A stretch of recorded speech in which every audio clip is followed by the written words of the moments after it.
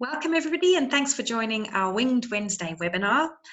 Before we introduce today's exciting speaker, I just wanted to highlight our upcoming webinars and to also let you know that from July, we're going to be doing just 2 webinars a month rather than every Wednesday, which we're currently doing.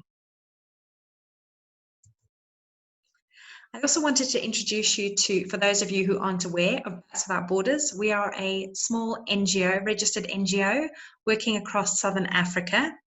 We also fall under the umbrella of Bat Conservation Africa, which is a network linking mainland Africa and all the surrounding islands of bat researchers, ecologists, and conservationists.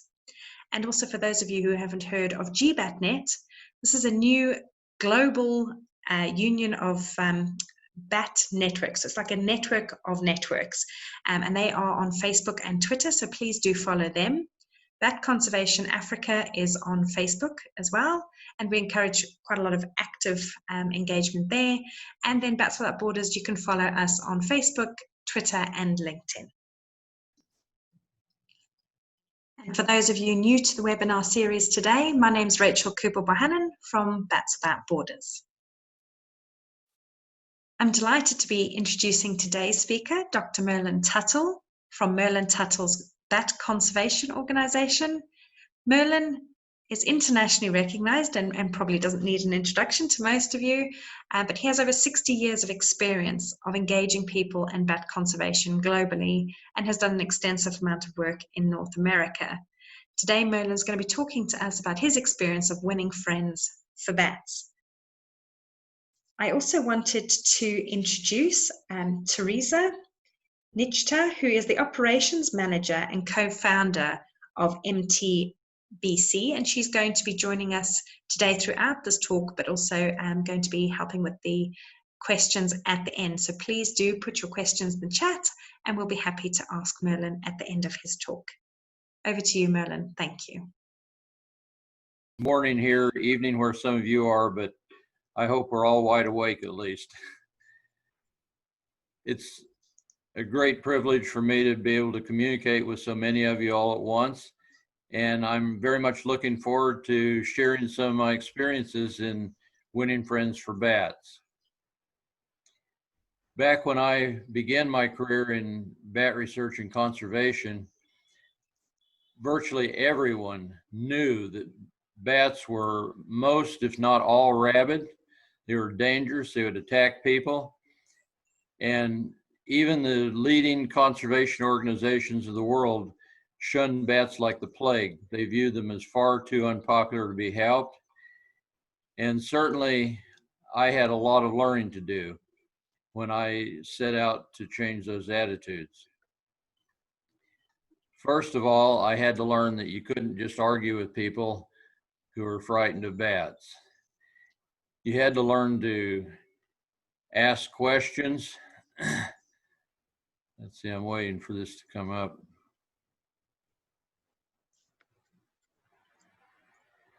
Oh, we can see your presentation, Merlin. I'm not in control of my slides at the moment. I need to be in control.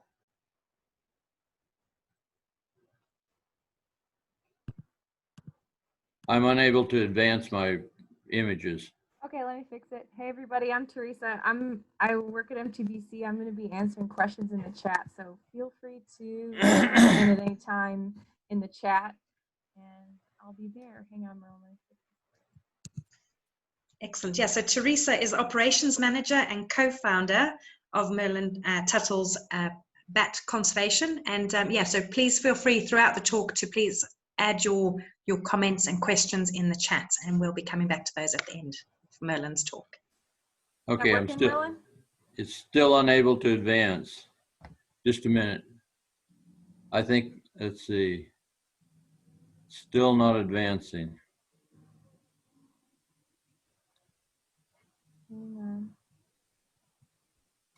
Oh, no, let's see.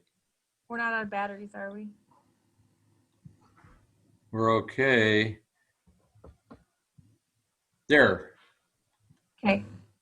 Okay, so one of the first things I had to learn was to be good at asking questions, listening with a great deal of sympathy to people who often were terrified for all the wrong reasons. I had to offer to help and be patient. These things seem rather simple, but it's just amazing how often we forget about them when we're trying to, quotes, win battles for various causes. I have come to my kind of mantra nowadays is winning friends instead of battles. What I found early on was that if I won enough friends by simply asking them why they felt the way they did, listening with a great deal of empathy, being willing to help, and being patient, that what I found was that if you did these things and won enough friends, you didn't need to win battles. In fact, winning friends is more fun, less costly, and longer lasting than winning battles. At the time that I began my work, this is the kind of headlines I faced. Almost everywhere, radio, television, women's magazines, newspapers, there was a huge propaganda campaign going on to scare people about bats. And fear was really lucrative. It sold media readership, inflated budgets for all the wrong things. Rabies from bats was killing only 1 to 2 people a year out of 300 million in the US and Canada combined. And yet it was made to appear to be one of the #1 health hazards of our country. So it also is very lucrative for pest control operators, and both they and the public health industry took huge advantage of scaring people.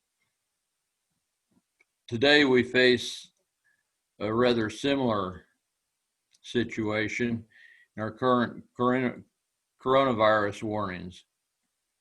Bats, a global reservoir for deadly coronaviruses in nature. Time magazine, bats are the #1 carriers of disease. And I think just about everyone viewing this morning is aware that I could have probably come up with 100 other scary titles that have recently been put out there. So what's the basis for these claims? The paper most often referred to as a basis is Anthony et al., published in 2017 with great fanfare, press releases going out worldwide, headlines all over the place about how dangerous bats were. What was found in this paper was they reported more viruses per species in bats than other mammals. But let's take a look at the methods of this publication. First of all, they only examined 4 out of 26 orders of mammals in order to come up with the idea that bats were the most dangerous carriers of dread viruses. Secondly, they examined almost twice as many bats as all other mammals combined. And I think most viewers this morning or this evening know that 99% of the world's viruses are yet to be discovered. So we can find new ones wherever we look. And in this study, they examined almost twice as many bats as all other mammals combined. So not surprisingly, the bats seem to come out looking bad. However, more recently, a paper by Melinza and Stryker did what I believe to be a far more thorough job of looking at all mammalian orders and all orders of birds. And they found that the risk was equal among orders, that in fact, bats were not especially high risk. Now let's take a look at what I faced in my own research when I first began studying gray bats. This is a species that is found in large numbers in a few caves in the southeastern United States. These bats were victims of the rabies scare, In fact, when I was first beginning my work in Tennessee, the health department put out a bulletin that was covered almost everywhere, reporting that these bats had just been discovered to have rabies. And cave owners were actually warned by the state that the bats were a source of rabies, and they went out and in some of my study caves actually poured kerosene into the caves and lit them on fire, killing thousands of bats at a time. I found it really not very difficult to disabuse cave owners of these misunderstandings, but it was really critical that I get to them as quickly as possible. I found that the bats themselves were actually the best ambassadors for disabusing people of fear. You notice I am holding that bat without gloves. I know that's supposedly taboo these days, but I always warn people that, well, I just simply point out that I and others who study wild animals, just like veterinarians, are vaccinated against rabies because we handle unfamiliar animals and occasionally get bitten by them.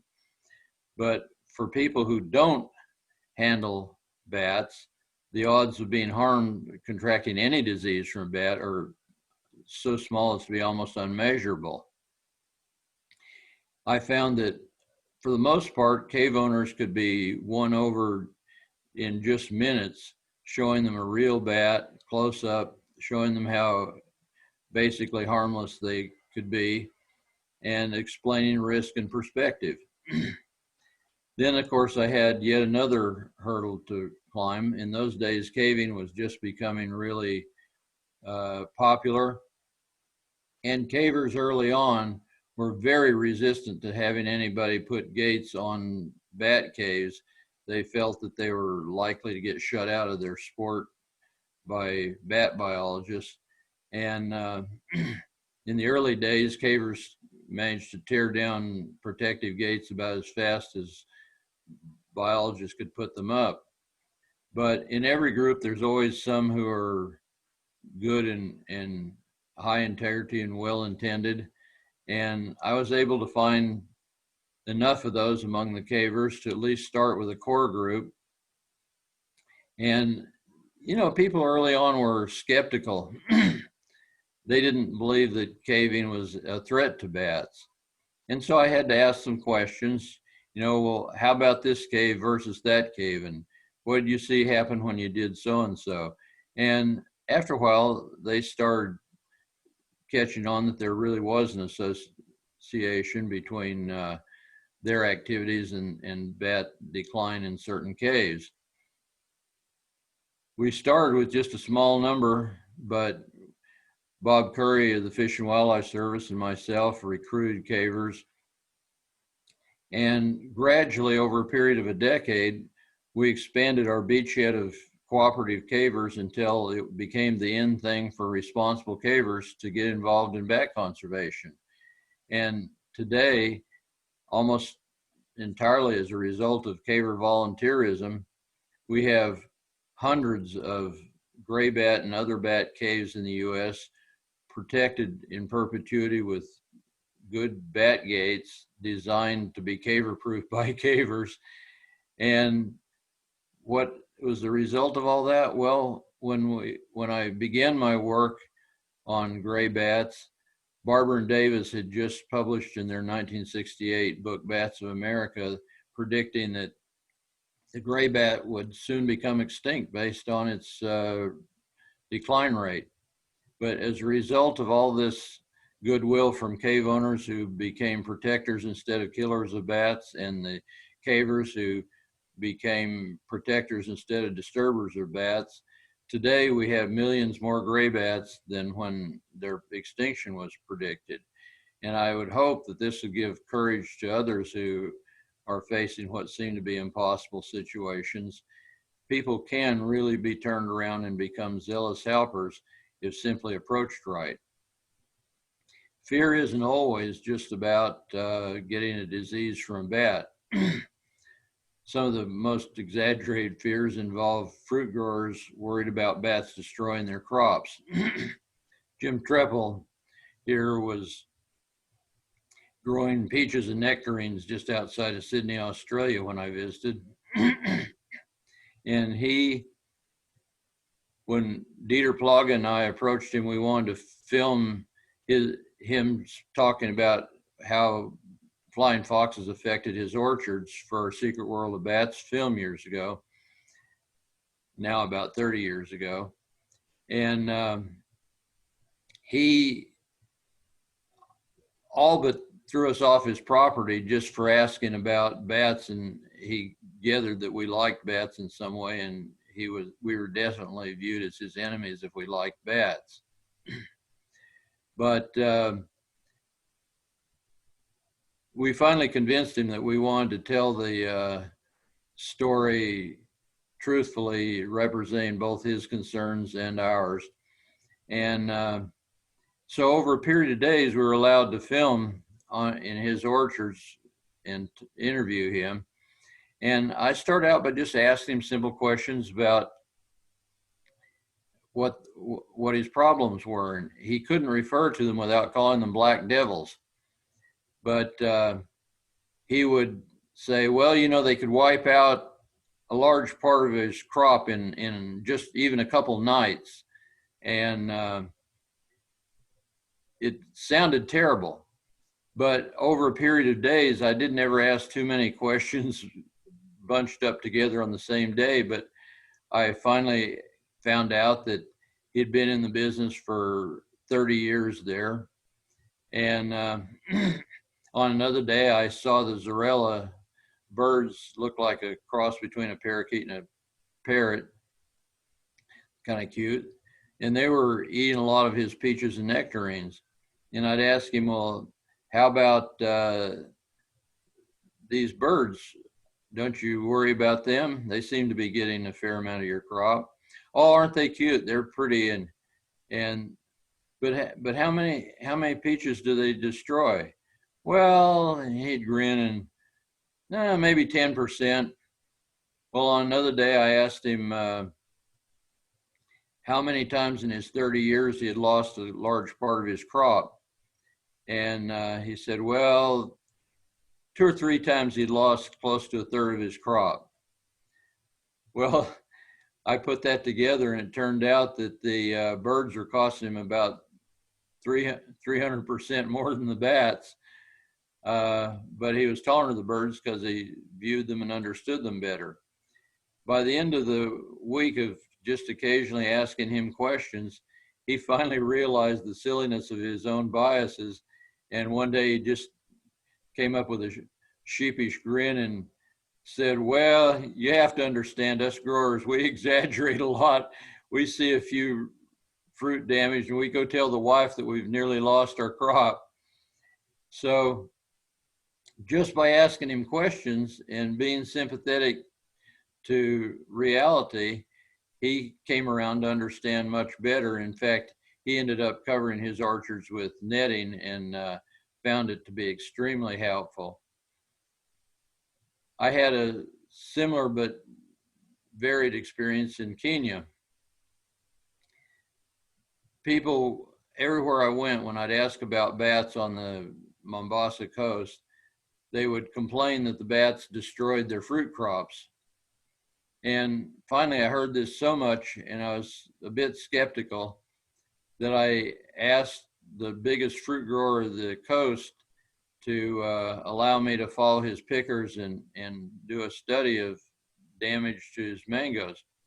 To my amazement, he actually knew what was going on, and he laughed at me and said, if I was an authority on bats, I should know that the bats weren't a problem for him. And I said, well, you seem to be the only one on the coast who knows that. And he pointed out that he had to pick the mangoes at least 7 days before they were ripe, and that at that point the bats wouldn't eat them, that the bats were eating only the mangoes that ripened prematurely before the harvest or were missed by pickers. And he said that in doing that, the bats were reducing reproductive opportunity for fruit flies and fungi that were a much bigger pest to his crop. I was allowed to go ahead and do my study, and what I found was that the bats were inflicting virtually zero damage, that the damage that people were blaming on bats was coming from bush babies and monkeys who would not hesitate to bite into green fruit.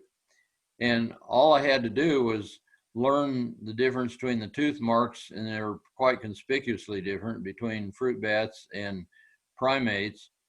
And then, you know, when people would complain about bats damaging their fruit, I'd just pick up a fruit off the ground under the tree and hold it out and say, can you tell me what bit into this fruit? Well, most of them couldn't, some of them could. But when I'd point out the difference between primate tooth marks and bat tooth marks and explain what was happening, it was like a light would come on, and farmer after farmer changed his attitude rather markedly. So just by asking questions, you know, it wouldn't have done me any good to argue with these people and tell them that bats weren't a problem. But by asking questions and having them look for themselves, it became clear, and we won a lot of converts to being kind to bats. Another one of my favorite stories comes from the Philippines, where fear actually was used to get protection of bats. In this case, Norma Monfort owned a cave that her family had protected very carefully for several generations. And they were horrified when the federal government came along and announced they were going to condemn the property and convert it to agricultural use, which would have meant an end to their protected fruit bats. Their roseate fruit bat colony numbered about 2 million. It was by maybe the largest such colony remain anywhere in the world, but certainly was the largest one we knew of. And so she went to multiple conservation organizations, big existing ones, for help. And none of them wanted to touch it with a 10-foot pole because they just assumed that it was going to be very unpopular to go against the idea of having more agricultural land for people. Well, I saw it a little differently. I went out with an associate and we conducted a quick survey of small island caves that hadn't been protected, and found that they had lost 95 to 100% of their fruit and nectar eating bats, that the vast majority of what remained were in Norma's cave. We then called a meeting with the mayor and local community leaders, and here was the $1 million trick. All I had to do is show them that these bats were key pollinators of durian, that this multi-billion-dollar a year crop requires bats to pollinate each flower prior to producing a durian fruit, even in orchards. And I was able to point out that a colony of 2 million fruit and nectar eating bats could probably pollinate more than 10 million durian flowers in a single night. That had a lot of power. And maybe some other time we can talk about the power of photography, but it's certainly not to be ignored, and was a key part of my efforts. When I didn't have a live bat to show, pictures certainly could win the day. And in this case, it wouldn't have been possible to show a live bat pollinating a durian, but it certainly made the case when they saw this picture. So within a half an hour after showing them this picture, the mayor here in the white baseball cap, Norm in the red dress, and I are with community leaders sign a petition to the federal government asking that this site instead be declared critical wildlife habitat. And of course we were successful because we had the whole community strongly behind us. The fear was that they weren't going to eat too many durian if they lost these bats. So in this case, we were able to use fear in the opposite direction. Now, again, I look at the difference made by just, you know, if we'd have just gone in and said bats are valuable and you shouldn't do this, I don't think we'd have gotten very far. But as it was, by being successful, showing them what they might lose if they didn't have the bats, Norma was able to keep her cave safe, and now nearby she has an interpretive center where thousands of people a year learn about the value of living in harmony with bats. Another one of my favorite stories comes from Khao Chong Pron in Thailand. 40 years ago, I visited the Khao Chong Pron cave owned by a monastery there, and found that people were eating so many bats, catching them and eating them from the cave, that the colony had just dramatically dropped and was close to extirpation. I advised the monks that if they would just hire a game warden and protect these bats from people eating too many, that they could dramatically increase their profit in selling bat guano fertilizer that they use to support their monastery. This picture, in fact, was taken by Teresa and me just a few months ago. This colony has rebounded dramatically, and as a result of protecting it, the guano mining has dramatically improved. At the time that I got it protected originally, sales of fertilizer were amounting to $12,000 a year. Today, they're amounting to more than $200,000 a year. And not only that, but the emergences are spectacular, and they've attracted biologists, and we need a whole lot more of this kind of research. But in 2014, it was published that these bats are worth a conservatively estimated $300,000 US annually in protection of rice farmers against white-bellied planthoppers. And that's just one of several species of pests that these bats are helping control. Not only that, but as the numbers have become spectacular, in fact, I would compare watching these emergences now with watching an emergence at the famous Bracken Cave here in Texas. It's really quite spectacular. Whoops, I hit the wrong button here. Let's see.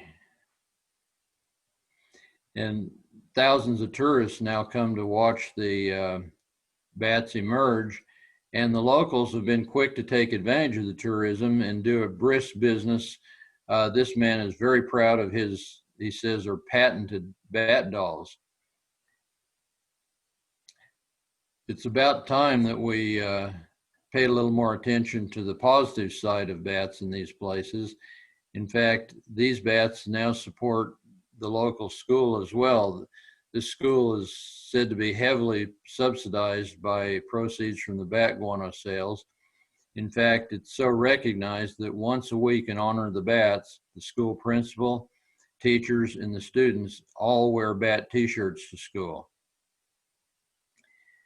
Sadly, just as Teresa and I were there a few months ago, we found a report just been turned in by virus hunters warning the monks that they had found a new potentially deadly coronavirus in this cave. We were concerned as to what the reaction might be, but the head monk was, in my mind, a whole lot brighter than a lot of the virus hunters who warn us about the dangers of bats.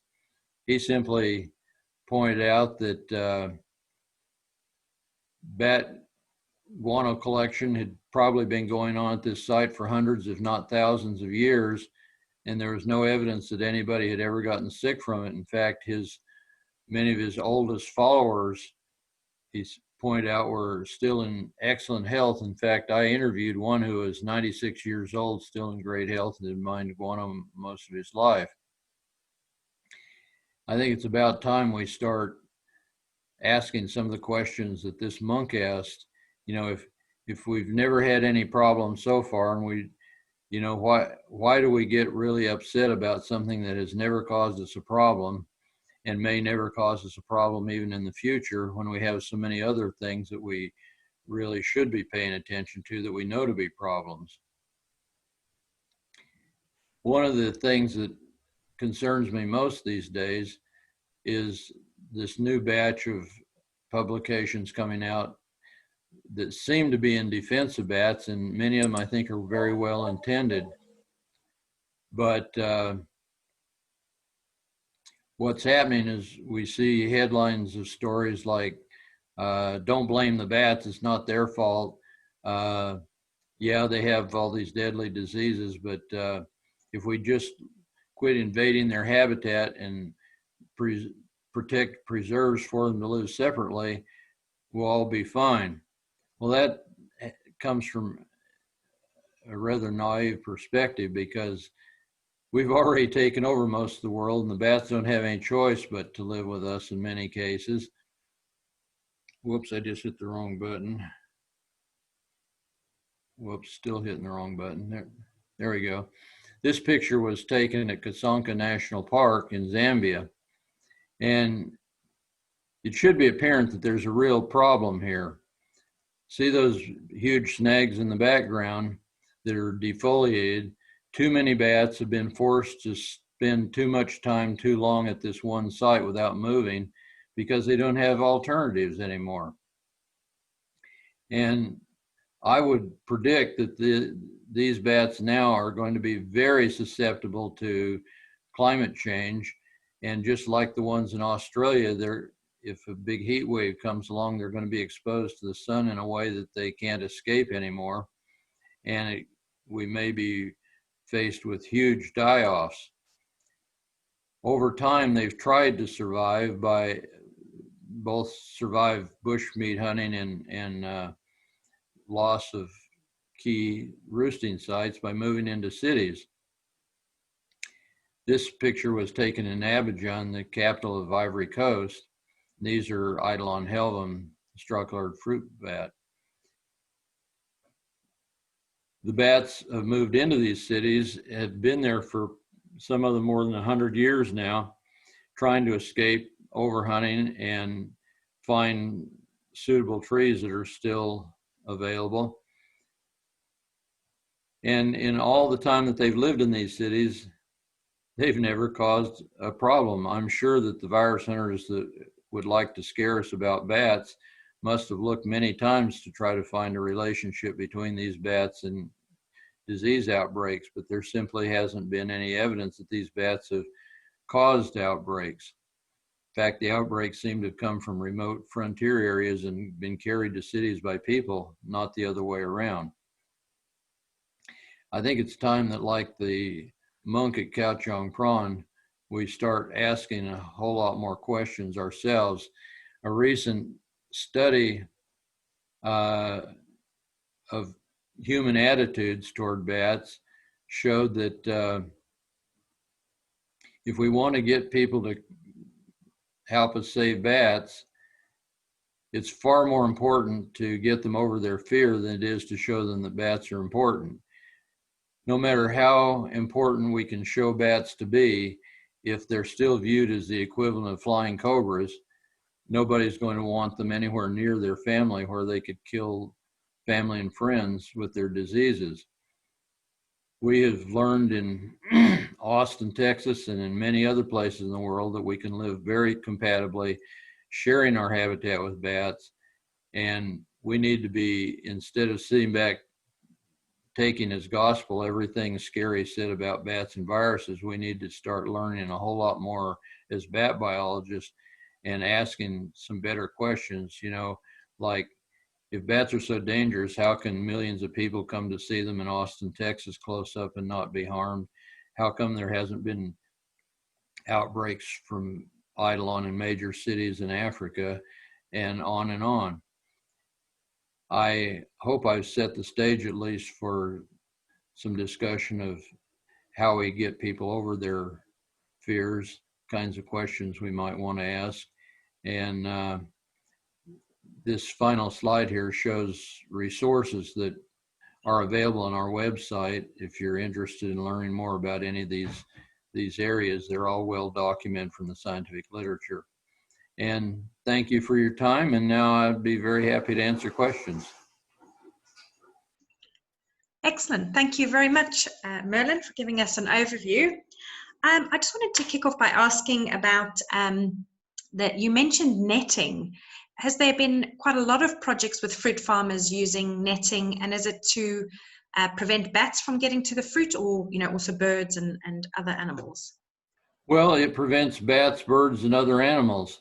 And what's really interesting is that the latest studies I've seen indicate that the netting even cuts down on irrigation needs by almost 40%. Jim Treppel, who I got to be good friends with in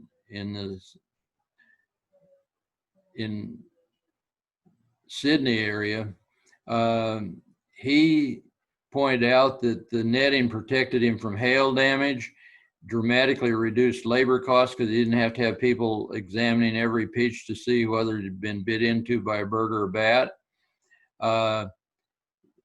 His fruit ripened slightly earlier than others, so he got a better market price. He was so convinced that everybody was going to want to do this that he became a distributor for the netting company. And he was very disappointed. He actually admitted being so disappointed because his friends actually didn't suffer enough bat damage to force them into wanting to spend the money to put the netting up. Actually, I used his situation later in a meeting with Prime Minister Bob Carr to convince him to, for the first time, give tax breaks to, I don't remember how it worked, whether he subsidized netting for farmers or gave them tax breaks, but I think that's still in effect in Australia. And more are choosing that route, and it's very, very effective. Excellent, thank you. So we have, so Kat was saying, hello, Merlin, thank you very much for taking the time to talk to us. As usual, it's very interesting and motivating. Do you stay optimistic in regards to the world's perceptions of bats? Have you noticed a shift over the 60 years? And have there ever been times where you felt like giving up? Yes, but it's interesting. It's very easy to look at the dark side of things and think, my God, we're not even going to be here in a few more years. But at the same time, we can alternatively look at things like here in the United States. When I was in graduate school, the Cuyahoga River was so polluted that it caught fire and took them 3 days to put the fire out, literally the river burning. And today I'm told that you can eat freshwater fish out of that river safely. So, we often wait until the last minute to take action, but we are good at taking last minute action. And I personally have seen so many cases.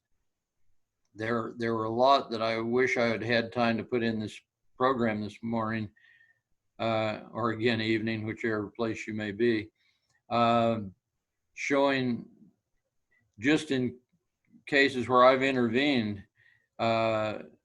we've saved literally millions of bats that have been restored after they're almost totally lost in an area, just by providing protection of key resources or educating the public to understand them better. There are big opportunities, but this fear thing is a very serious problem. I don't know of any motivation in the world that is stronger than fear. And I have seen time and time again that is the basic thing that we have to deal with. I remember when I was at Victoria Falls in Africa, I was asked by one of the park rangers if I would go out and visit with a couple who had a terrible bat infestation problem and help them solve the problem. So I went out that afternoon and I explained about the bats, what kind they were, what they did, the benefits. But what made the case was when they started coming out, I caught a couple and showed them just how gentle they were. And so when I finished, I explained to them that if they hung plastic flaps in front of the places where the bats came out, that the bats could come out under it but couldn't come back in, and they'd get rid of the problem. And they did have a big nuisance because there were so many bats in their attic that the ceiling was threatening to fall in from guano. And so I was sure they were going to exclude the bats. When I finished telling them exactly how to exclude the bats, they said, well, you know, on second thought, maybe we can just let them stay. We can put up with the problems. You know, they were quite willing to suffer a great deal of inconvenience as soon as they got over their fear. Excellent. Thank you very much. I was just going back to when you were talking about the Philippines Outdoor Education Center. How important do you think seeing bats is for engaging people and changing attitudes towards bats? I think it's very important. Here in Austin, we become kind of world capital of educating people to not fear bats, because thousands of people in a single evening will stand on our bridge and surrounding areas to watch 1.5 million bats emerge. And many of those bats are flying within 6 feet of people. And they see firsthand that the bats just have no interest in attacking or harming anybody. And we just put up small signs asking people not to handle the bats. And, you know, so much of this fear factor about bats could be resolved easily if we just warn people. You know, almost all of our bat disease problems would be taken care of just by telling people not to handle or eat bats. And our example in Austin is perfect, because public health officials strongly warned when the bats first started moving in that they were mostly rabid and dangerous. And yet now we have more than 30 years of experience showing that they're not. You know, that they may, some of them do have rabies. But the interesting thing is that we have so many bats in Austin that it's probably true that we could find, I'm guessing there'd be maybe up to 100 rabid bats in Austin on any given day.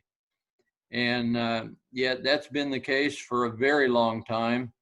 And no one has ever contracted rabies from a bat. We simply have to remind people occasionally not to handle them. And since even rabid ones are rarely aggressive, bats are probably one of the least of our problems. Merlin, it might be valuable to put that in perspective. You said 100 rabid bats in any given day, but what about other animals? You know, is that a lot? Well, that's you know, that's being conservative, because we have probably, you know, the 1.5 million in Congress Avenue Bridge are famous now, but we actually have probably more like 4 or 5 million in Austin. And out of those, it's safe to say that if there's even a tiny fraction of 1% rabid, that there are a fair number of rabid bats around. But they simply aren't going out getting in trouble attacking people. If they're left alone, they're no problem. And we, you know, I don't know of a single disease that comes from bats that can't be easily avoided. I mean, take Nipah, you know, and I wouldn't argue that you can't get any serious diseases from bats, but, you know, you can get serious diseases from almost any animal. Years ago, there was an outbreak of encephalitis in the United States. It was traced to English sparrows. And there's probably nobody more dangerous than fellow human, and that's especially true right now, and we have to isolate ourselves from each other so we don't get COVID. So I've got a comment from Paul saying he likes the fact that Eidolon inhabit gardens in villages, towns, and cities for years with no viral infections. Several viral studies have found only normal viruses, not Ebola, especially despite the fact that they're sacrificing many bats for viral testing for viruses. there has been an enormous amount of money and effort put into trying to trace Ebola to bats. And, you know, with all that effort, they still haven't found Ebola virus in a bat.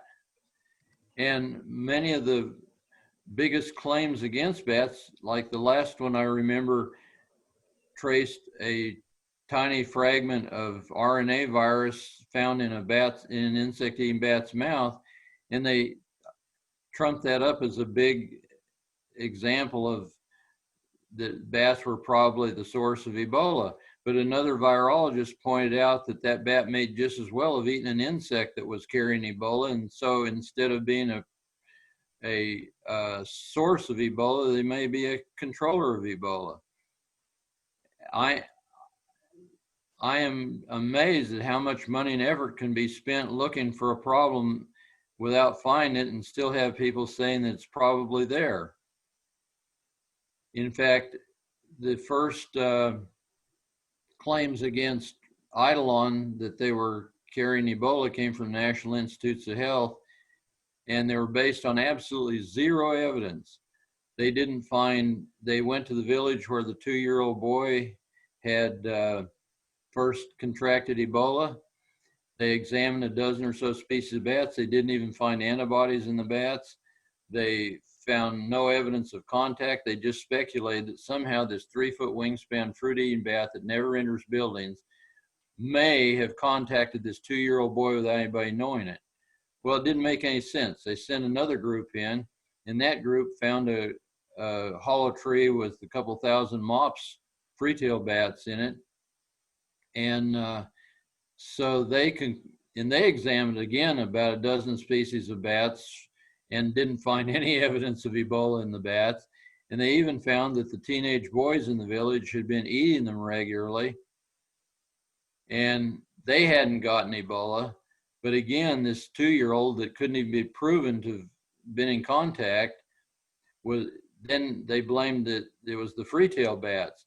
And this is another point I'd like to make. They clearly warned in their publication that bats shouldn't be killed because they're valuable. But once they went in and scared these people, they did burn that tree. And in fact, that hollow tree with a couple thousand mops in it, they all got burned to death. So all these warnings about disease that scare people are far more powerful than what we tell them about bat values.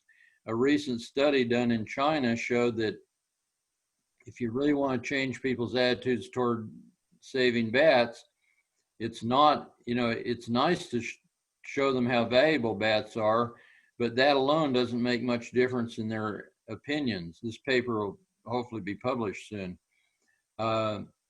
What made a big difference was when they convinced people that the bats weren't a disease threat, then they were much more willing to save bats. So we have to get at this fear factor if we want to conserve bats. And it's getting worse by the day, it seems like. But I'm pleased to see that there are more people now finally reacting and joining in the outcry against these fear-mongering. Thank you, Merlin. All right. Sorry, Yeah. Teresa, do you want to have a question? Yeah, well, there's a question from Shannon Milojkovic.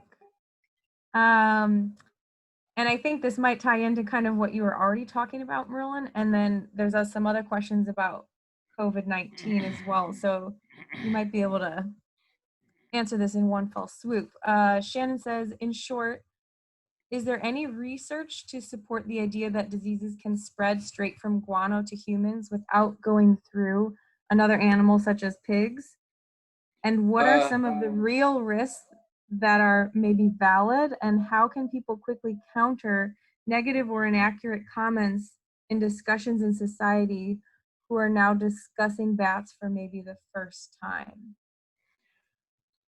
I'll have to answer those one at a time. There are multiple questions. I may not remember all of them, but the first one, is there any evidence of bats transmitting diseases directly from guano?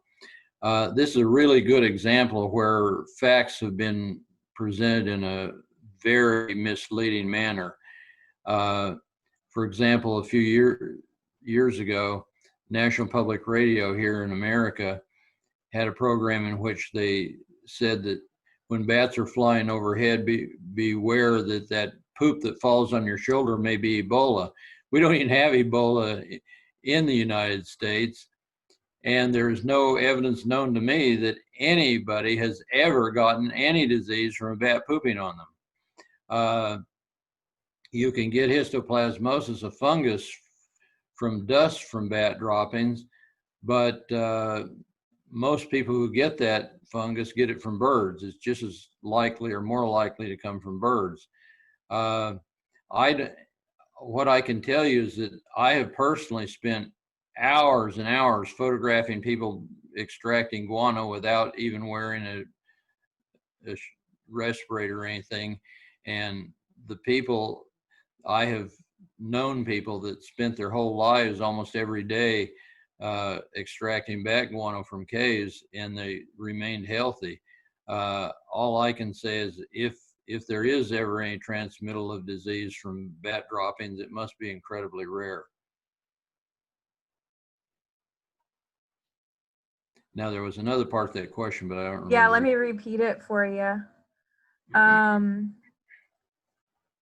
What are some of the real risks that are maybe valid, and how can people quickly counter negative or inaccurate comments? So I guess, what are any risks of getting disease from bats? Are there any valid risks? And how can we counter negative or inaccurate comments in discussions?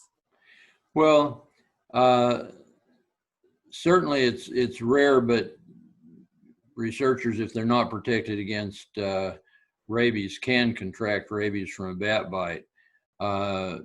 However, I might say that back in the early days of bat research, when I began, we didn't even know that a bat could have rabies. And back when Wayne Davis and Roger Barber were studying bats for their North American Bat book, they would take high school kids 20, 30 at a time out to ban bats, and they'd each have a pot of bats. And the boys thought it was big bravery to, look at there, oh, I got nailed. And nobody ever got rabies, even after God knows how many hundreds and hundreds of bites.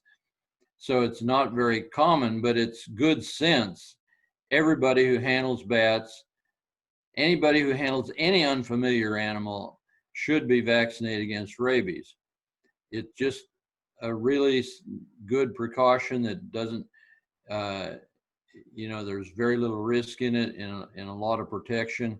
And I am vaccinated against rabies. I wasn't vaccinated against rabies for the first maybe third of my career, in which I got bitten thousands of times and didn't get rabies. But I certainly am vaccinated now, and believe everybody who handles bats should be vaccinated. But I have been on every continent, in every kind of place there is where you could catch a disease, and I've never been protected against anything but rabies, and I'm still perfectly healthy. And that's the case with all the other bat researchers I know who have traveled widely and been exposed to bats. There's very little risk for those who don't handle bats, and I would say that there are a few places where I would be careful about going in caves, given that we don't know much about them. But even in the python cave that's so famous for Marburg in Africa, I have visited that cave and been bitten by bats from that cave, and I'm still fine.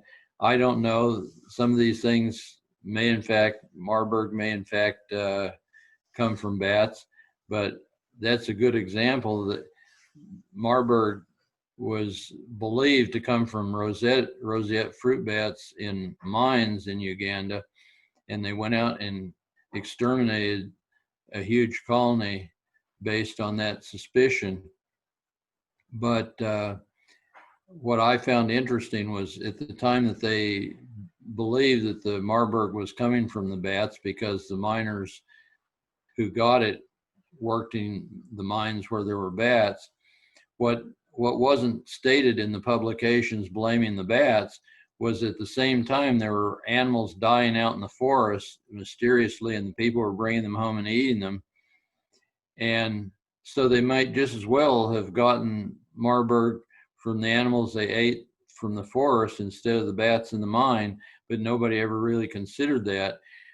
In way too many cases, I find that what seems to be happening these days is bats are believed guilty until proven innocent, which is a rather strange turn of events when it comes to what should be. So Merlin, we have a question from Quincy who said, hi Merlin, thank you very much for all the work that you've done for bats and for bat conservation. Due to COVID-19, did the perception of bats change amongst the locals in your project in Thailand? And did the locals take a strong stance by defending bats during the pandemic? Well, I have a hard time answering that question except by speculation, because Teresa and I were there just before the COVID outbreak was announced. So we haven't been there since. But I know very well the head monk, who I've known for 40 years. He was a 10-year-old novitiate when I first visited that cave, and we've been in touch ever since periodically. And I know his attitude. He was already warned before COVID came out that there was a potentially deadly coronavirus found. You know, and this is the sad thing. Most coronaviruses are probably harmless and maybe even beneficial at times. And yet the people wanting to scare us, whenever they find a new one, they say it's potentially deadly. Yeah, that's true, but let's look at it this way. If I were an insurance salesman, I showed up on your front doorstep wanting to sell you insurance against a meteorite falling and damaging your home, you would laugh and tell me to go find some sucker somewhere else. You'd know that there was extremely low risk of a meteorite damaging your home. But when somebody warns us that a virus might be deadly from a bat, most of us don't know enough to not wonder if that might be true. And so fear of bats and viruses, you put the two unknowns together and you've got a perfect storm for scaring people needlessly. And I think that the monks at Khao Chang Pron probably are paying very little attention to the fear of COVID when it comes to coming from their bats. However, what I do think, I was just hoping, you know, and I would just love to see somebody do a better research project there that would consider all the economic factors at once, because I believe that those bats are worth probably close to $1 million a year to that one community. And that should be a prime example that we could use at other locations in Southeast Asia where bats need to be restored and could be restored if only we had the information to document the value of it. But I'm worried now because of COVID that you're going to get other places where you could do this, where people haven't had the experience of not being dangerous, and they're not going to want anything to do with restoring bats because it might be dangerous. At least at Khao Chang Pron, they've had a long track record of knowing that it isn't dangerous, so they're probably not going to be overly dissuaded by those who would terrify us of coronaviruses. Thank you. So we've actually come to the end of our time. So for those of you who might have to shoot off to other meetings and that, thank you very much for attending. And next week, we have a talk on bats and COVID in more detail. And certainly people have been brought together. The bat community is definitely coming together and wanting to share more information and help each other. But for those of you who can carry on, please feel free to stay online as we've got, you know, invaluable opportunity to discuss these things with Merlin. So it'd be great if you could, but thank you very much to those of you who can't. Merlin, so just going back to the project in Thailand, and what was the guano used for as a fertilizer for which crop? I've certainly heard of potatoes and actually marijuana. Apparently, it's great for. But what do they use it for in Thailand?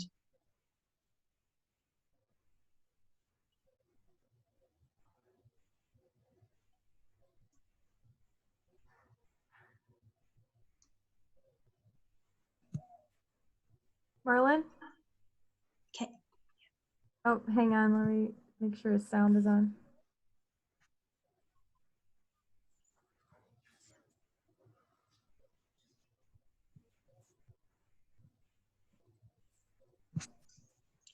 And for those of you who are staying on, if you want to kind of keep adding your questions. Merlin? Yeah. Okay, I don't think you heard the question. Oh, sorry, Merlin.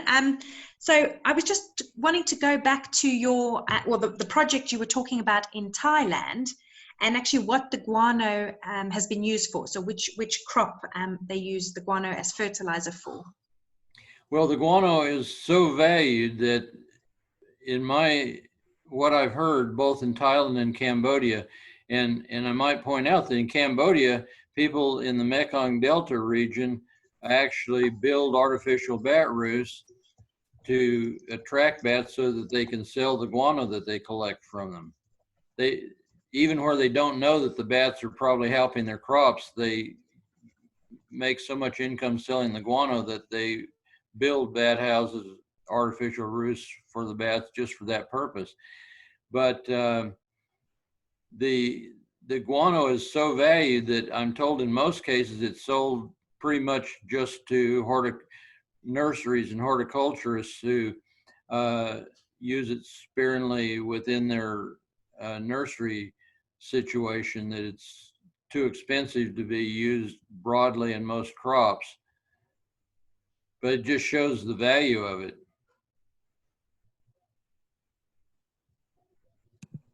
Thanks, Merlin. There were a couple questions throughout talking about COVID-19. I'm scrolling up trying to find. Yeah, what about Carolyn Champion asked, what about government agencies that are using the current situation of fear as a convenient excuse to encroach on and move roost sites? So I think that also speaks to the larger issue of how is fear used and why are bats so often the scapegoat here? Well, let me point out one thing, and this has been true throughout the history of scaring people about bats. The people who scare us the most about bats are those that have the most economics or other gain to be had through fear. Traditionally in rabies, it was the rabies profession, the vaccine producers, the pest controllers, many state rabies budgets were dramatically inflated by scaring people about bats. And what's going on now is these virus hunters are trying to scare us into spending billions tracking down all the world's viruses, and they preferentially look at bats because bats are far easier to capture and sample than other animals. It's no wonder they don't sample carnivores or ungulates or edentates very much. They're far more difficult to sample. But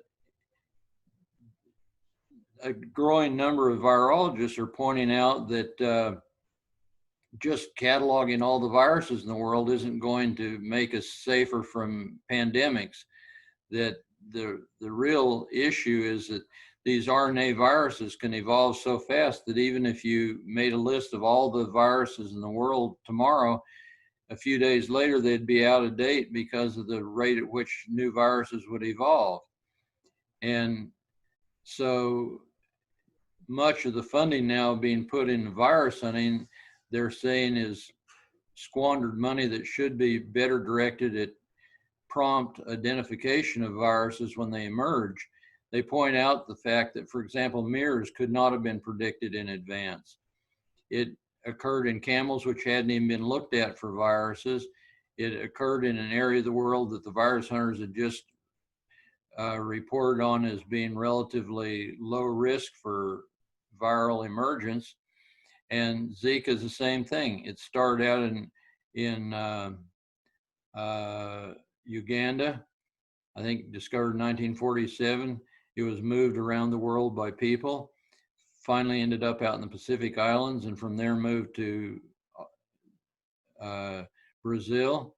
And even And until it got to Brazil, it didn't cause a big problem. And then all of a sudden it became a big problem. That could not have been predicted. You couldn't have said when that virus was first found that it was going to end up causing a problem in Brazil. So what an increasing number of good virologists are pointing out is we need to be better at quickly recognizing when a new virus crops up and limiting its spread rather than just trying to go out and predict where it might come from. So, Merlin, I was actually quite interested in, so we certainly have an issue across Africa with bats being illegally poisoned. So a lot of pest control companies are still poisoning bats. And I wondered if you had any advice for us on how to go about tackling such a huge challenge. Yes, here in the United States, back in the era when people were so frightened of rabies, they were spending millions of dollars every year in hiring pest control companies to poison bats in buildings. It became a huge issue. Just in the one city that I lived in, Milwaukee, Wisconsin, they're probably spending $1 million a summer in hiring companies to kill bats. The poisons they were using, and let me point this out, any poison that is deadly to bats is also high risk to humans. And they were using methylbromine and chlorphosphenone to kill bats. I found that methylbromine, just by inhaling levels of it that you could hardly even detect smell, you could become a vegetable in minutes. And the chlorphosphenone is a tracking powder made so that rodents, if they step in it, it gets absorbed through their skin, and it has a delayed reaction so that they don't get sick for a number of days or a week or so later. And so they don't develop an awareness of where the problem's coming from.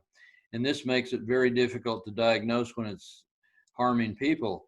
Years ago, there was a case in Minnesota where a man heard about chlorphosphenone poisoning humans.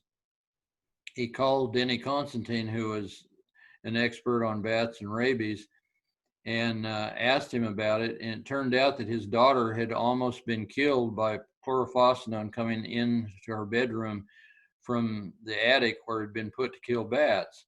And she had been misdiagnosed as having pneumonia. So these poisoning bats, that represents a potentially very serious threat to humans, much worse than the threat of any bat disease. And one of the things that I did in the early days with this issue was I would offer workshops to train pest control operators in honest business. And then I wrote a book that became UT Press's best-selling book. It was called America's Neighborhood Bats, in which it was written specifically for the layman and put disease fears in perspective. There's a whole chapter on how to find an honest pest control operator if you had a nuisance that you really needed to deal with. And it became very difficult for pest controllers to do dishonest business because people became more and more aware of what the dangers were from the poisons they were using. And they started getting sued by people who had had these poisons put in their houses and didn't know any better. And then the company couldn't get the poisons out. And so the business almost dried up in the U.S. without even having legislation against it, because the companies began to fear having it revealed that they were doing fraudulent business and maybe even being sued for it. So I would not, I think this is a really good example of where I would, if I were in a city in Africa where pest control companies were doing really bad things, I would offer to help train some of those people. And in doing that, I'd try to find some of the most honest ones that want to do good business.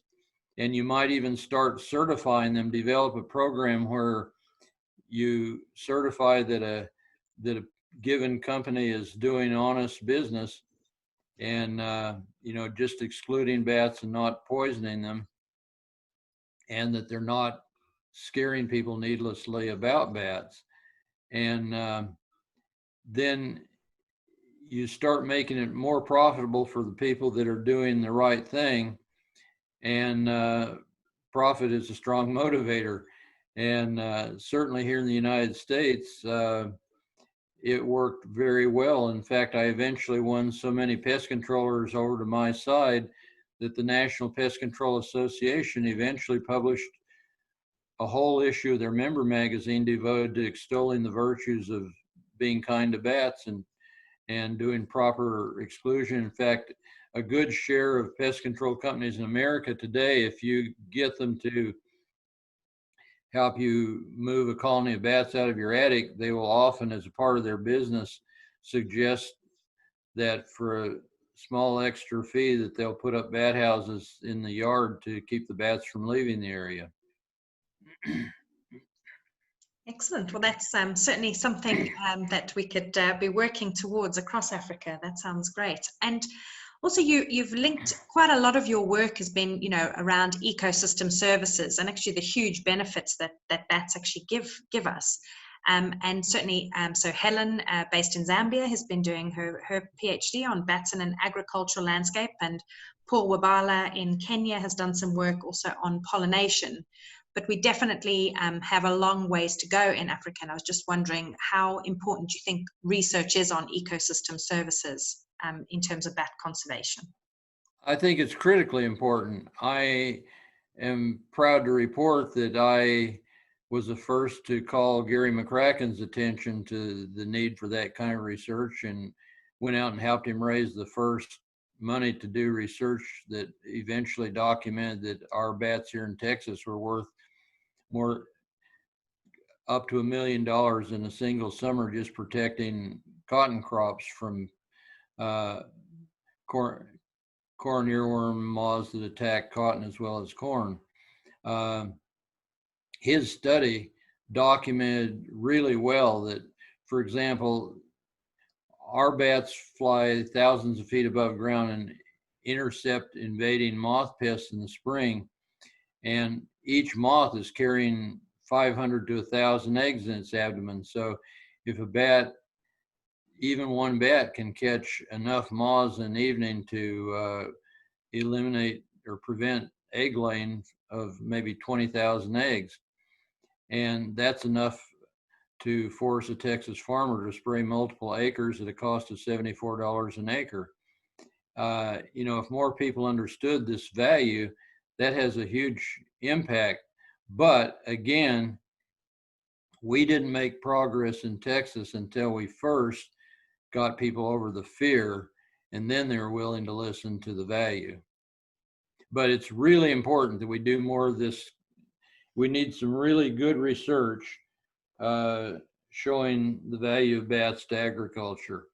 And wherever that research has been done, it's come up with very interesting reasons for protecting more bats. In fact, there's a study in the Mediterranean where they put up bat houses strategically located around rice growing areas, and they were able to show that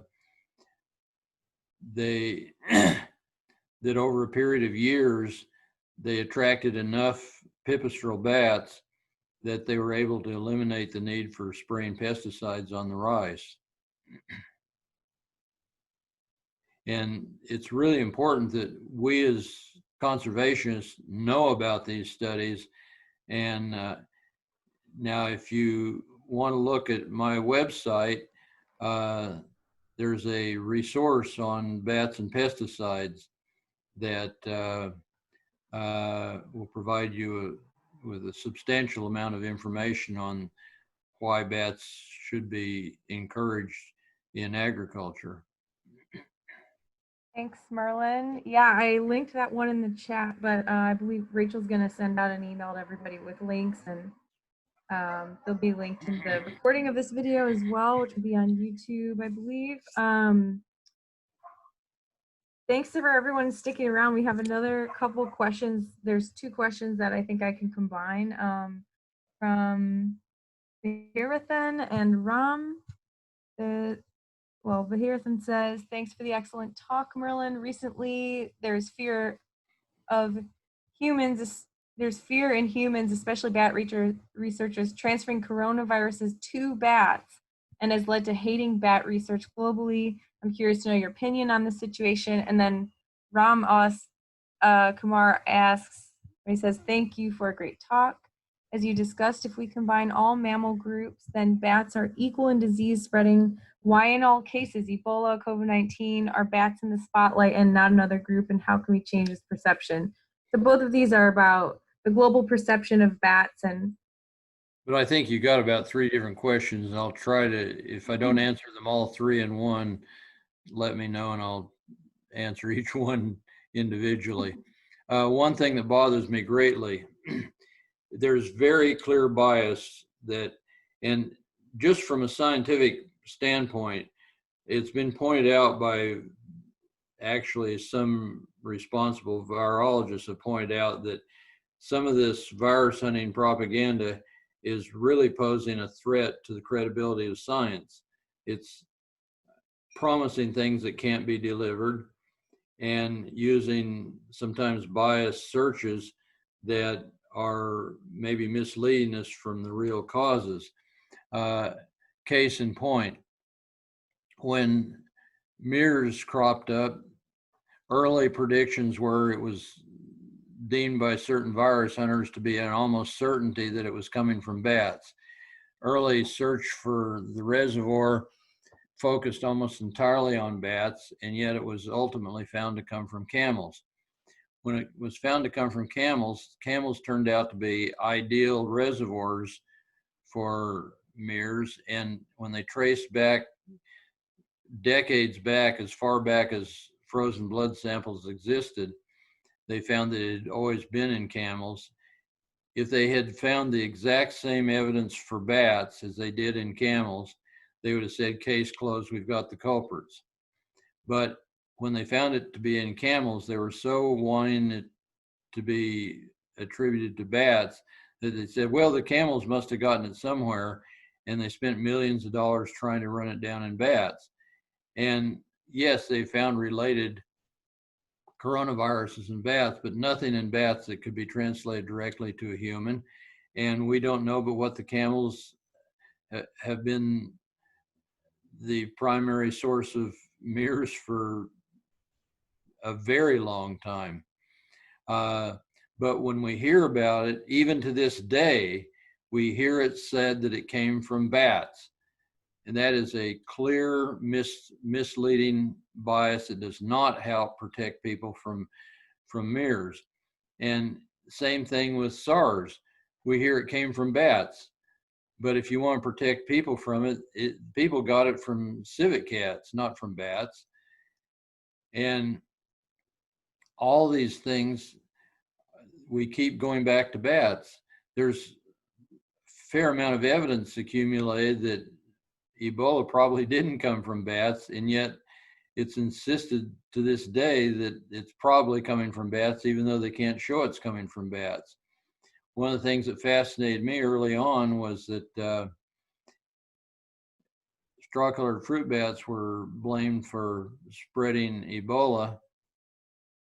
And yet when it was found that the first 4 species of Ebola described were each restricted to a river drainage, well, if migratory bats are spreading it, then it shouldn't be restricted to individual river drainages.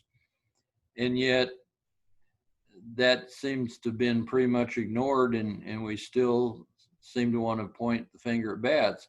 It's just bats are so conveniently scapegoated, and they've been such a powerful entity. You know, it gets back to what I've already said, that we know very little about viruses. We know only about the very few that can harm us. The vast majority are innocuous or maybe even essential to our health. And the same thing goes with bats. We only know about the very few cases where they get in trouble mostly. And we can put those few cases together on both sides, where people know very little about bats or viruses. And we have the perfect storm where it's easier to scare people about bats and it's easier to study bats. So I can't blame people who want things to be coming from bats if they can justify more work on bats. But in reality, it's a very scarily damaging thing when it comes to the future of our healthy ecosystems, when we turn on an animal that's as valuable as bats and use it as a scapegoat contrary to the existing data. Thanks, Merlin. Sorry. Yeah. No.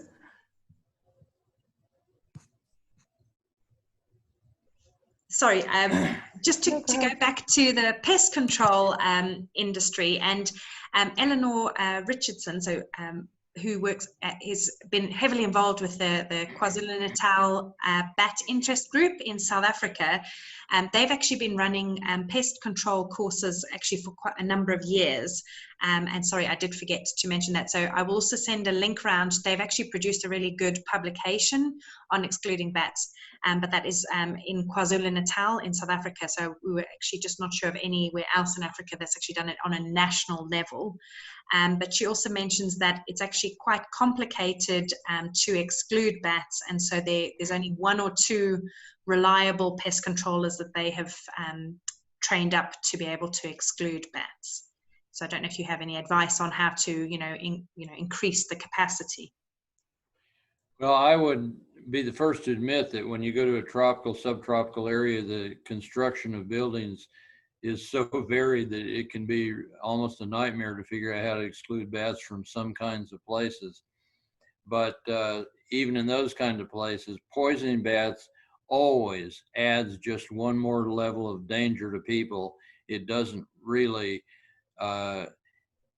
even in the days, when DDT was outlawed in America after Rachel Carson's famous book, Silent Spring, the CDC had special exemption when DDT was outlawed for use so that they could use it if it was used to kill bats.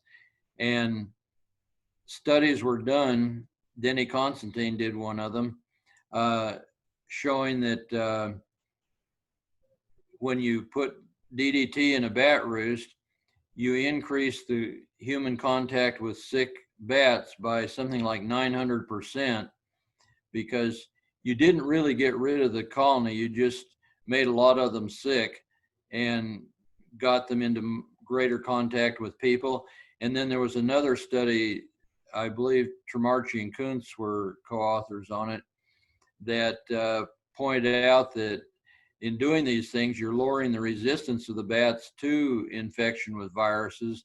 So you're upping the odds of having an exposure to a sick bat by using those pesticides. I will say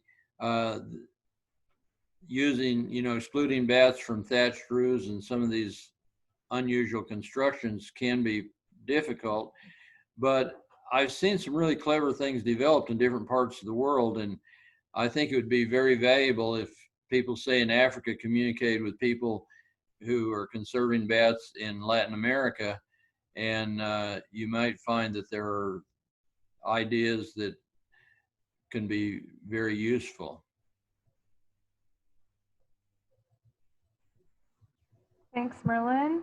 One of the questions that we got was about humans, the fear of humans giving COVID to bats and leading to stopping bat research. I can share a link that we have on our website about that, but is there anything you want to say about that? I personally feel so strongly about that at risk of jeopardizing my win friends instead of battles approach, I hate to even comment on it, but I'm tempted to suggest that it has a lot more to do with butt protecting than bat protecting. Bats seem to be fairly resistant to coronaviruses. One of the things that makes me suspicious about the ban on bat research and handling bats, because we might give it to bats here in America, is the fact that we're not doing this for other types of research. there are people researching carnivores, for example, and dogs and cats have been shown to be, and ferrets too, have been shown to be vulnerable to coronavirus. And yet, because dogs and cats, for example, are popular, there were immediate publications coming out playing down the risk of transmission to dogs and cats, even though it's been demonstrated to occur. And let's just think of the wild animals. Let's say somebody studies foxes or bobcats or something like that. Well, these animals are at least as vulnerable and probably a lot more vulnerable to contracting COVID than bats, but we don't see any restrictions about studying them. It's all focused on bats, and I'm just a suspicious enough character that I wonder if, making people suit up in special suits and everything to protect the bats isn't also a way of furthering the fear that we can transmit things back and forth between humans and bats. I really have serious doubt about the risk of giving COVID to bats from humans. But what I point out is that we are being very hypocritical if we're only aimed at protecting bats from it and we're not protecting other wildlife. I think there'd be a huge outcry of alarm if these same ideas were spread to all research on wildlife. And I've heard reports that this ban on handling bats right now is causing huge disruption and negative impact. COVID is going to spread wherever it can spread, regardless of our efforts. We're all going to face it at some time or another. And if it can be spread to bats, it will be spread to bats. Just think about this. House cats are clearly demonstrated to be vulnerable to COVID. They're bound to get COVID, and they're one of the major predators of bats in America.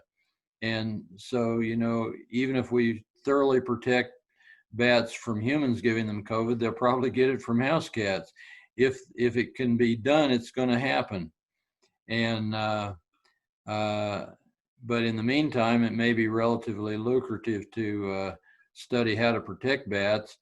I don't think there's ever going to be more than conjecture on this, because you'd have to test every individual species of bat to show that bats can or can't contract COVID from a human. It would require endless research. It seems to be a black hole as far as how much funding would be required. And we don't have any evidence that it's a problem.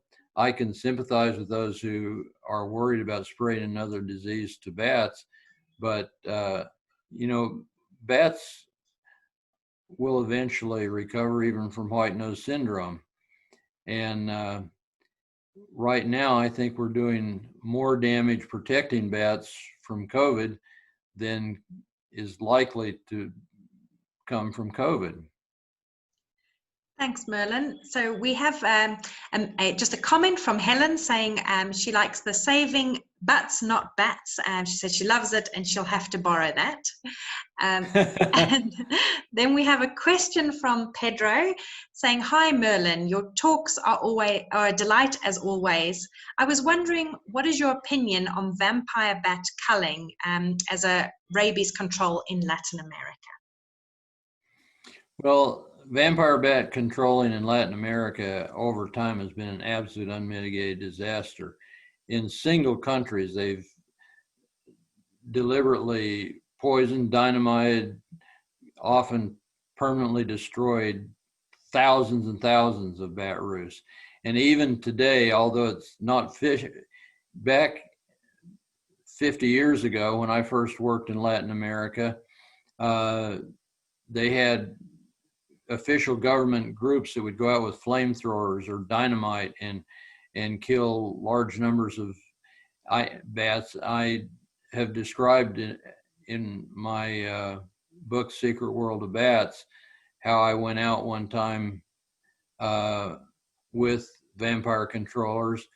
And in every single case, they were just ready to kill large numbers of beneficial bats, mistaking them for vampires. And they were really surprised to find that they were hardly doing any damage at all to vampires. The insect eating and the fruit and nectar eating bats form far bigger, more conspicuous colonies than vampires. They attract first attention.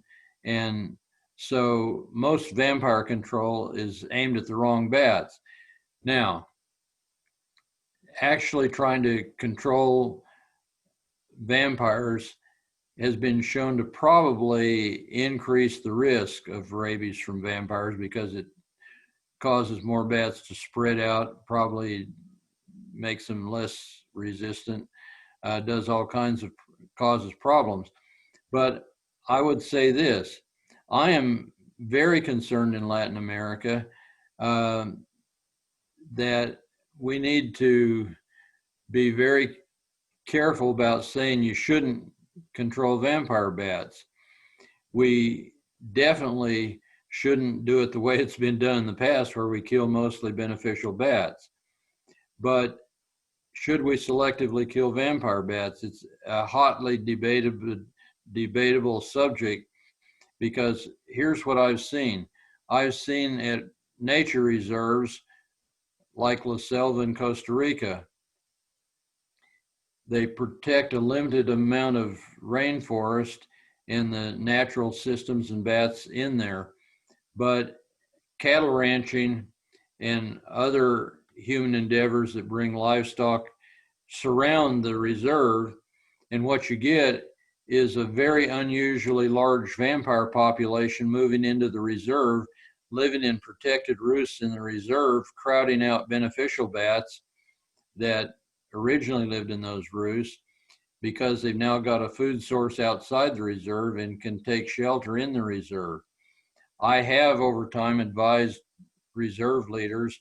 I don't think anybody has ever actually acted on that advice, but I've advised that it would be a very good policy for reserve leadership to develop a strategic vampire control program in which they would help the people surrounding the reserves to rid themselves of vampires properly, and that way cultivate goodwill for the reserve and protect habitat for beneficial bats in the reserve that are being crowded out.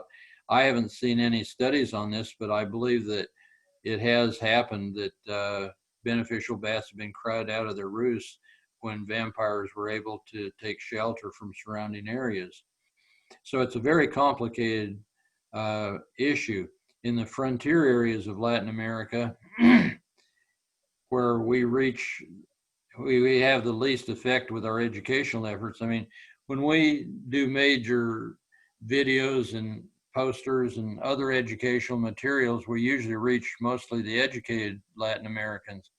Out in the frontier, where people are poor and have little access to knowledge, they believe all bats are vampires, and they go out and kill wherever they find large numbers, which means they're making war on beneficial bats. And even if we were to find a vaccine that would prevent vampires from transmitting rabies, or a vaccine that would totally protect cattle, which we all already have that, but it's not usually available to the campesinos in the frontier. Either one of those doesn't solve the real vampire problem.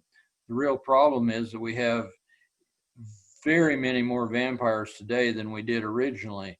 They have overpopulated as people have brought livestock into formerly virgin rainforest areas. And as we bring livestock in, the vampires way overpopulate, and they probably do need to be controlled. Unfortunately, they're actually, if we got to know them, they're among the most likable, neat animals around. But they're really intelligent, and they're so good at evading our control measures that there are actually vastly more vampires today than there were originally when we started trying to control them. So it's a real serious problem, and it's one where we can't just protect the big cattle ranchers. and say the job is done, because out on the frontier, you still got people burning bat caves, burning hollow trees. In Latin America on the frontier, I've hardly ever been able to go anywhere where most of the hollow trees hadn't been burned to kill bats.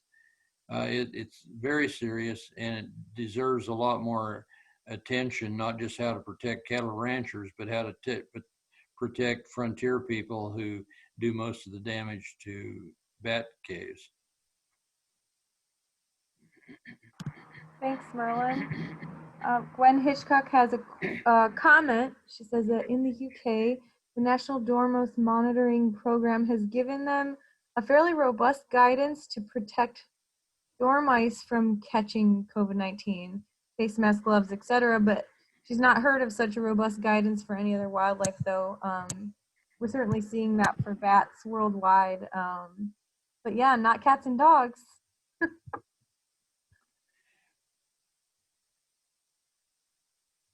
And then I had a question about what can a non-conservationist do? So now we've heard all these things about bat values, about the problems that exist. I think we can all understand and agree that conservationists should be more discerning and asking more questions about current science, thinking critically, staying skeptical, inspiring people to think. But what would you say that someone who doesn't consider themselves a conservationist or a scientist, what can they do to help? Well, first of all,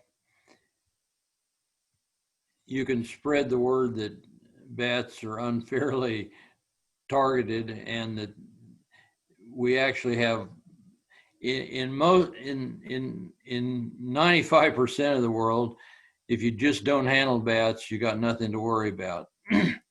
I think putting up a bat house in your yard is a very good thing to do, not just because you can benefit and enjoy having the bats, but because it sends a message to your neighbors that you're not afraid of bats, that they actually have value. But just spreading the word about where you can get information about bats, putting disease in perspective, is very helpful. And you can use our website for that.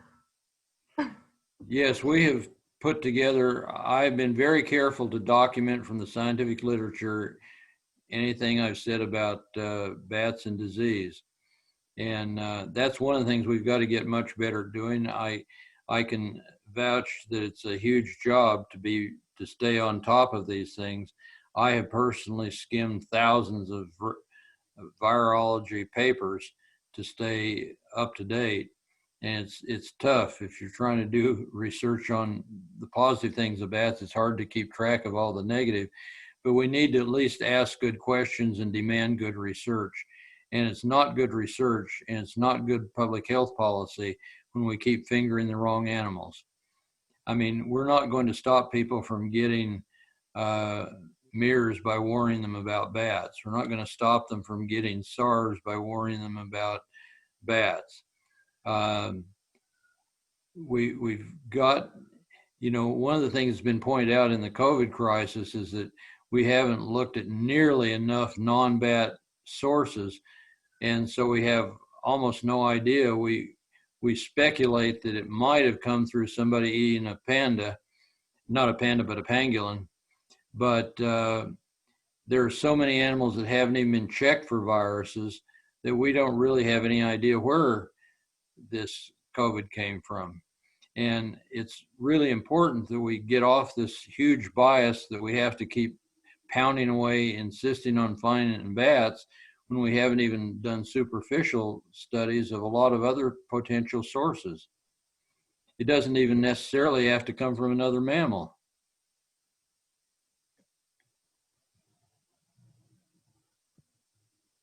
Thanks, Merlin. I think to sum that up, just in like a phrase, it's combating fear with sound science. A lot of the speculation and news media articles that we see and that are shared are sharing speculation rather than science. So doing your own research, asking questions before you click and share.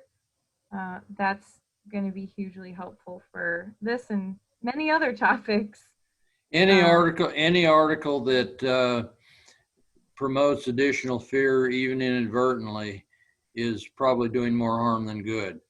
And it doesn't do any help at all to bats to say, well, they can't help having all these diseases, but if we just give them their place to live separately and quit invading their habitat, we'll all be fine. That's just completely unrealistic.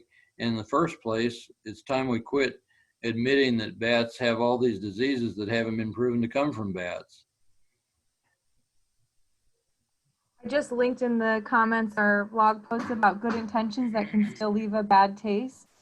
And that's highlighting articles that, you know, do highlight the values of bats. However, they do it in such a manner where they still might, or I don't know, Merlin, do you want to talk about that subject a little bit more? I'm sorry, I didn't get that. I was talking about the good intentions can still leave a bad taste blog post I just linked. So many of these articles about bats now purporting to defend bats are actually, at least inadvertently, harming bats, because they start out with a long list of, just because bats happen to carry Hendra and Ebola and Nipah and name a whole long list of diseases, most of which haven't even been confidently attributed to bats. Anything that follows about how we should be nice to bats because they're valuable and it's not their fault, that's not the message that people take home. This recent study done of human attitudes about bats and what would change them to favor bats showed that it was far more important to calm fear than to promote awareness of value. That no matter how valuable people realized bats were, if they still feared them, they wouldn't tolerate them in their neighborhoods.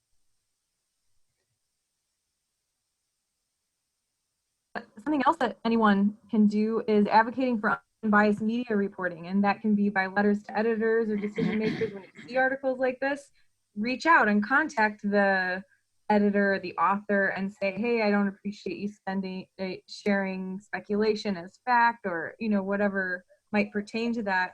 And this is something that we as Merlin Tuttle's Bat Conservation lead when we can.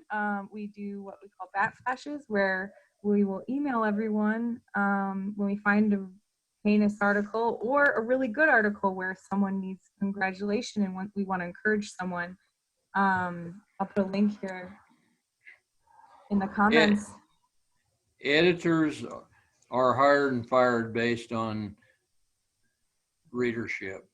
If they're getting more and more readership, their job is secure. If they're getting less, their job is insecure. And they're used to understanding that only a small part of people who either like or don't like what they say respond. And all it takes is sometimes a fairly small number of responses critiquing an article to make them change. We published a blog not too terribly long ago in which I looked at the behavior of editors after contact by our members complain about misrepresentation of bats. And I found that most of them actually did make a big difference in what they said in the future about bats. In fact, some of the ones that said the most egregious things against bats turned right around, in the next half a dozen or so things they said were all very positive about bats. So we can really make a difference if enough of us respond. It's been rather difficult lately because there's been such a rainstorm of bad articles. It's hard to get to all of them, but if some of us get to most of them, we can make a difference. Yeah, and it's something that we encourage you to do independently, whether we lead the charge with the bat flash or not. That is something that anyone can do anytime. Yeah, and it's a really nice idea that you were saying, Teresa and Merlin, about also the positive, kind of being positive about, giving good feedback as well, which is actually really powerful, and we don't hear enough of that. And we have our last question from Caroline. She was just saying, what about government agencies that are using the current situation of fear as a convenient excuse to encroach on and move bat roosts? So she's thinking about the speckled flying fox in North QLD. I'm not sure what QLD is standing for, but I guess that's in Australia. Queensland. Oh, is it Queensland? Right. Well, I don't think it's any excuse at all. There's no evidence whatsoever that COVID or anything similar is going to come from flying foxes. In fact, in the history of Australia, you know, they've made a big deal about Hendra, but Hendra has never been transmitted from a bat to a human. The first evidence of it being found in bats came from a captive colony of bats that had been in close contact with humans for probably a decade and hadn't transmitted any Hendra to humans. In fact, I'm suspicious they early on jumped on bats as the source of Hendra. And I have always been suspicious that the source has been misconstrued. In some of the early studies, they showed that house cats could contract Hendra. And they've always blamed fruit bats, but they've come up with illogical reasons for why it should have come from fruit bats to horses. They have said that the horses probably ate bat placenta that was dropped in open areas where the horses grazed. Well, horses don't eat carrion, and they would avoid anything like that almost certainly. But house cats, barn cats, you know, most people that have barns probably have cats around controlling the rodents. And those cats would probably be very happy to go out and eat fallen bats or placenta, get Hendra, and bring it back and potentially transmit it then to the horses. So I'm suspicious that even the horses, that you might do a whole lot better job of controlling Hendra if you didn't have so many barn cats having access to eating bat placenta or killed bats. But there's just, you know, there have only been about 3 people, last I heard, that had died of Hendra in the history of Australia, getting it from horses. And we have a vaccine now for horses anyway. And Hendra is just an almost zero problem for humans in Australia. And yet, time and time again, I read about the dangers of Hendra as though it was some looming big problem. When I led an eco tour to Australia not long after Hendra was discovered, Australians would warn me that we shouldn't go anywhere near where the bats could fly over us because they might give us Hendra. And, you know, these are horrible misconceptions that have led to a lot of increased intolerance for flying foxes. They can cause some nuisances when too many want to live in a place that's inconvenient. But at the same time, the intolerance has been greatly aggravated by way out of line exaggeration of disease threats. There's just no evidence that disease threats from flying foxes pose more than an absolutely trivial risk.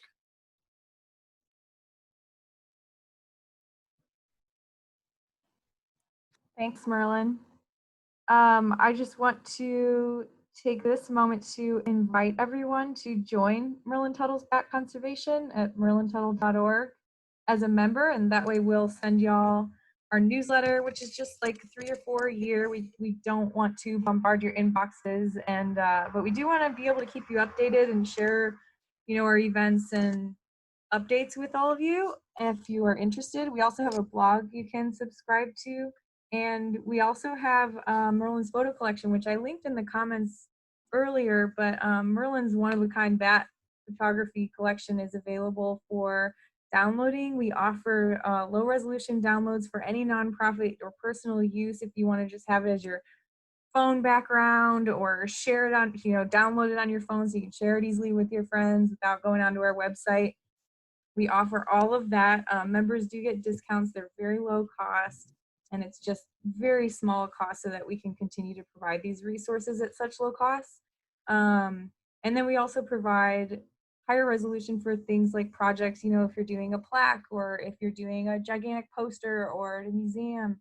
So we do these things all worldwide, all from our website. So if y'all have any questions about any of that, or if we missed a question, which I don't think we did, I think we did pretty good. Any questions are welcome at info@merlintuttle.org. And I think that's just about it. Yeah, please explore our website. Please share our resources. We have a lot of things that I didn't even link in the comments, and we often get a lot of questions that can easily be answered on our website. So there's tons of resources there, and we really appreciate any sharing that you can do of any of that. I think it's helpful for our global bat community. Merlin, did you have any closing thoughts? No, I just really appreciate everybody's interest and concern for bats. This is a time when they've never needed our help more. And I hope everybody will now be thinking a lot more in terms of asking questions. You know, we so often just take at face value what we hear from a virologist because we don't know much about virology. But we do know the difference, most of us, between good science and bad science. And it's time to start questioning whether our resources are aimed in the right direction in public health, whether it's actually good or bad for public health to be focused almost entirely on bats to the exclusion of other animals, and whether bad science is helping advance public health. We can ask a lot more questions than we've been asking, and we need to ask them quickly before these scare campaigns get too far out of hand. And I'd just like to say thank you all for being here, and thank you for sticking around for the almost double time. We really appreciate it. And yeah, so thank you very, very much, Merlin. We really appreciate your time and your incredible amount of energy, passion, and effort, and being able to do a webinar for us. Just to confirm, we'll be sending out an email, and I'll copy in the info at the Merlin Tuttle's Bat Conservation Organization, so you have that to kind of contact directly.